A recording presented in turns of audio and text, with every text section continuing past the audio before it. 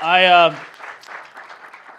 I'm really happy we're all here, even with the troubled weather and all that kind of good stuff. And I'm really happy that we're here. And one thing I want everyone to save the date, right? So here's a save the date, October 17th. We will be having our 6th conference, our annual Next Gen conference. And if you were here last year, we did it over at the National Black Theater. The year before, we did it right here. And as you know, it brings the greatest minds across the nation to come and talk about some of the things we'll be talking about tonight. Infrastructure, how technology drives our economy, what opportunities there are, how do we make a city more efficient, more smart, more productive for every citizen. So we're in a great moment in life right now, in my opinion, where we're entering what we call the fourth industrial revolution, where it's not just streets, bridges, and tunnels that have to be considered, but really the connectivity. You know, the connectivity of this city is going to be on full blast over the next 10 years. One, making sure that everyone's connected. Two, everything will be connected. So inanimate objects, inanimate things like streets and bridges and things of that nature will become animate. We're going to see a whole transformation. And one of the things that I'm excited about tonight is we got one of the guys that's going to be championing all of this, which is Samir. We'll get to him in just a moment.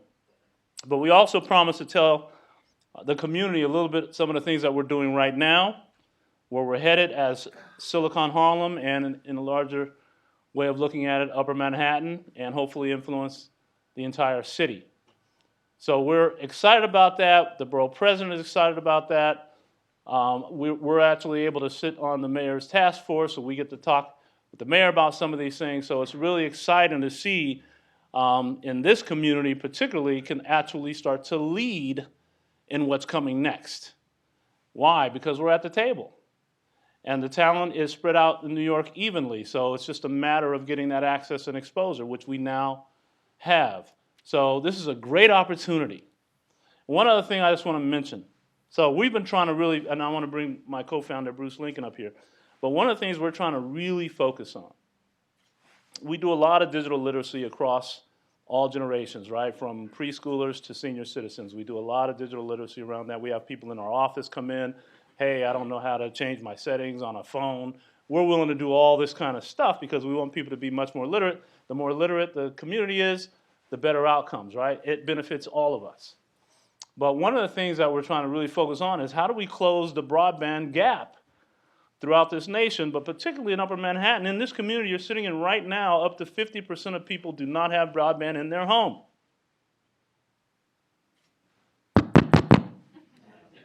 What I'm saying to you is that's a tragedy. That means there are people here that aren't able to move up on the economic scale. They're not able to get a job. They're not able to fly. They're not able to be mobile. All those things are online now. Can't manage their health. Can't get their homework done. There's something wrong when those kind of statistics are real. And it's not because of access. It's simply because of cost.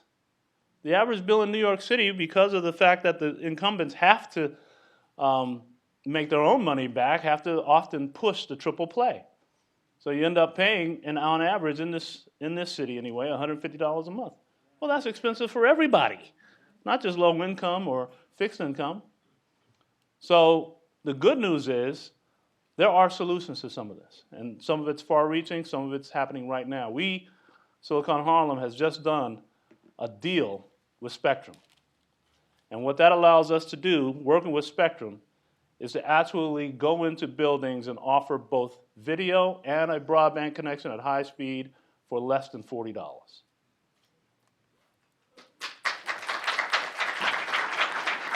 That's real stuff.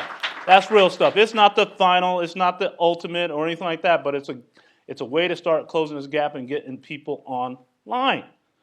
What we don't always understand is if we cannot be, let me be very clear, for all of you who may be in the government or wherever you are, we will never be a smart and tech-enabled city until everyone's connected. It just doesn't work.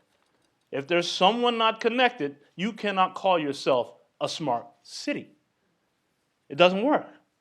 So that's why we're so obsessed with this. It has to be the number one priority on just about everyone's list because, in fact, it essentially has become more or less a utility. So with that being said, let me bring up the co-founder of Silicon Harlem, who's going to fill you in on some of our initiatives that we got going right now. And Bruce, of course, served a long time on Columbia University's campus, working as the entrepreneurial or the entrepreneur in residence. He's been building networks all around Upper Manhattan, and now he gets to hang out with me. Come on up, Bruce.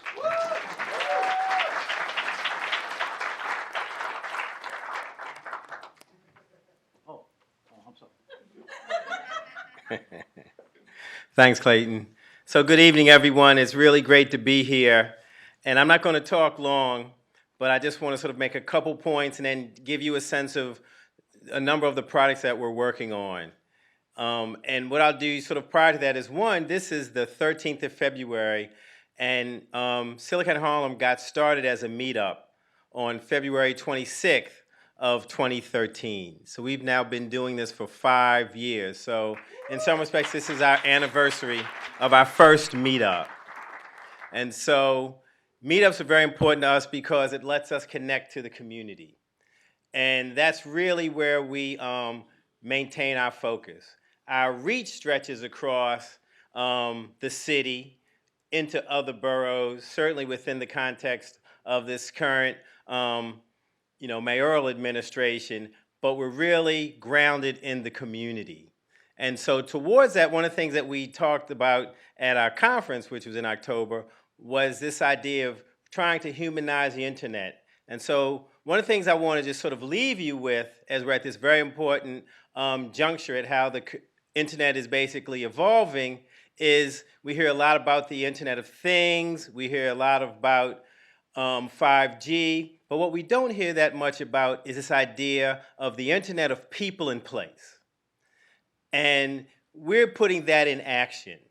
And we're doing that from the standpoint that as we're thinking about the networks that we're building, as we focus on the community but get it down to the level of people, we're making sure that a community such as East Harlem, through our RISE project, which we're working on with New America, which is represented here by Anna, with Pablo, who's representing East Harlem 360, that it connects to people who basically have this shared value for inclusion, for equity. And so one of the things that we're going to be launching in the next 2 months, we also have our colleagues here from Sky Packets, is a community wireless network that will be focused on East Harlem to make sure that never again will they be out of communications when the next superstorm hits. One of the things we found out was that East Harlem sits in a floodplain. Who knew until that unfortunate moment when a superstorm hit and people here couldn't come to work, couldn't go to their businesses. So we've been able to work closely with the community to connect to 15 businesses all along 116th Street, all the way over to Pleasant Avenue, and as far down as 109th Street and First Avenue, where what we're doing is connecting bakeries and restaurants and the local cell phone seller, all to a wireless network, and it'll be free. And more so, if the backhaul network goes out, they'll still be able to use this network for the purpose of local communications.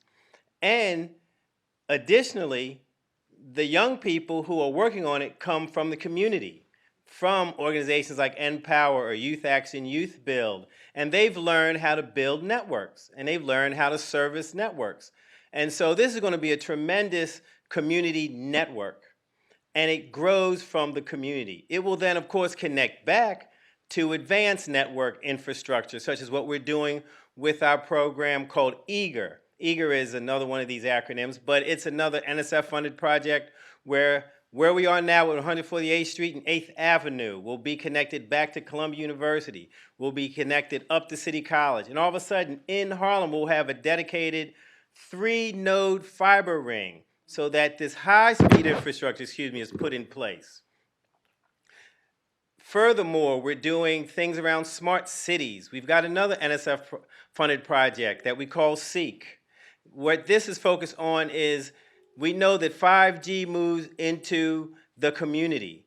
It has to be on rooftops. Sort of the technical term for that is sort of small cell densification. But what that means is in the basements, on the rooftops of the local real estate owners, not the large real estate owners, all of a sudden, there will be antennae there. Those antennae will basically allow you, within this context of the Internet of People, to have access to the next generation internet, where you will live and work in what we're looking at as far as the world of ultra broadband.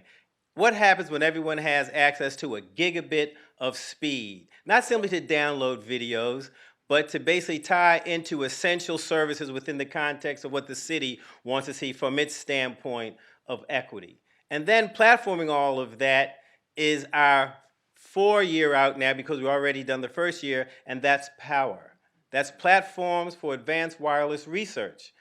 Harlem, and by extension East Harlem, is the testbed for the next generation internet. We're going to push 5G innovations. We're going to push advanced fiber networks. One of those advances will basically connect back to the East Harlem network so that if we know through predictive analytics that a superstorm is coming, we can reroute the traffic of the network to make sure it never goes out again, so that the wireless stays up. So this will be intelligence in the network, but it will be based on the needs of the community, the needs of an East Harlem, the needs of a Central Harlem, the needs of the area that runs along and is equal to Community Board 9. And what we'll really start to see is a community-based internet, unlike any here in the city of New York, that will then become a model for the city of New York.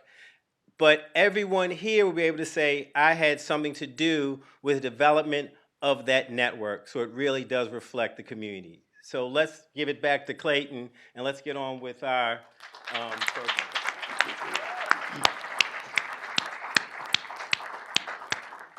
Bruce.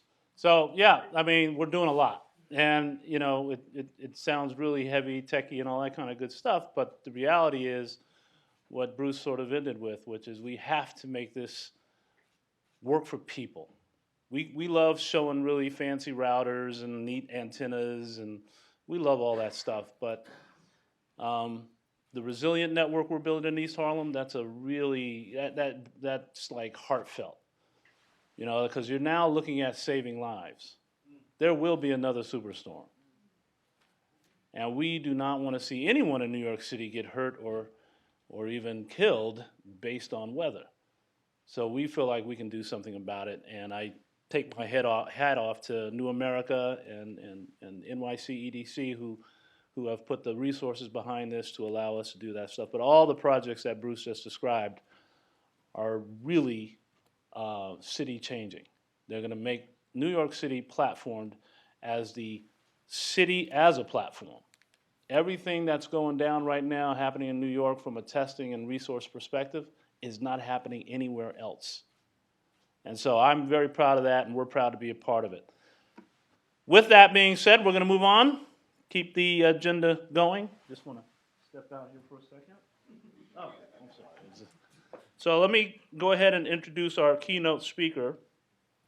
And I have to say that he and I were together yesterday for one of the COPIC meetings, which was quite colorful, because we invited people to come and make testimonies and then get questions, and it was really quite the spectacle. But what I loved about Samir, he just kept his cool the whole time, because he's sort of new to that board, but definitely held his own, and I was so happy that we both sat on the same dais at the same time. So let me go ahead and introduce you just briefly, because you have a long resume. If you want to see his whole bio, Just look him up, and he comes up like 25 times deep. So you can find his entire um, bio. But let me quickly say, Samir may not remember, but I met Samir in Kansas City. And he was just on the job, essentially. He had just got on the job, and they had already asked him to come and speak. And he was like, I don't know too much about New York, but I can tell you about Atlanta. So one of the things that has been so great, because he's not only the commissioner, he's also the CIO of New York City. He played those same roles down in Atlanta and changed the entire infrastructure, if you will, and the IT environment of Atlanta. And so, coming from a city like Atlanta, which has a lot of the same challenges, he just decided to make it even bigger come to New York City. So, having him come to New York City is a great opportunity for us because some of the ideas he's bringing is coming from a lot of experience, but also a little bit of creativity, which I love a lot. He's also, if I recall correctly, Samir, you spent time in New Jersey. Um, he now is in Brooklyn. We'll get him up to Harlem more often, but he's down in Brooklyn. And he's now putting together a tremendous vision for the city. And I think he'll talk a little bit about that right now. Come on up, Samir.